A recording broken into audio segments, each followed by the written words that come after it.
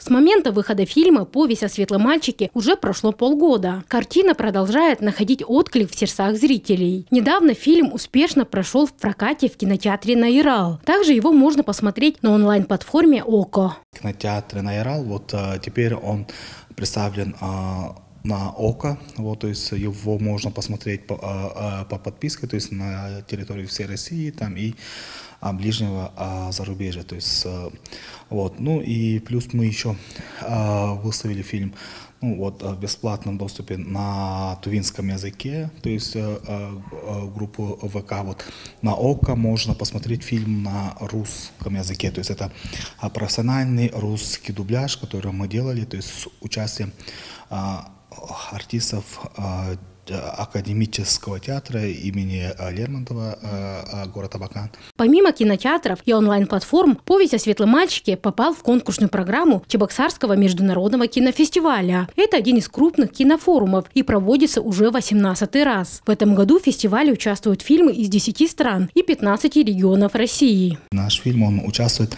в основном конкурсе, то есть там два конкурса. Это первый — это основной конкурс, а второй — это этнического и регионального кино. То есть мы участвуем в основном конкурсе. В эти дни Виталий Петров и команда фильма находятся в городе Чебоксаре Республики Чувашии. Фестиваль будет длиться неделю. Вчера стало известно, что тувинский фильм «Повесть о светлом мальчике» объявили победителем в различных номинациях. Кинокартина была признана лидером в номинации «Лучшая музыка» Эдуарда Артемьева. Автор музыки к фильму Шауран Салчак. Жюри высоко оценило его творчество. В номинации «Лучшая музыка» было представлено 9 кинолент. Победил фильм «Повесть о светлом мальчике». Планы авторов проекта продвижения большие. В их числе дальнейшее участие в кинофестивалях. Мы поздравляем команду фильма с победой. Долана Тумацалдас Багамбак Культыгинашна, 108 канал.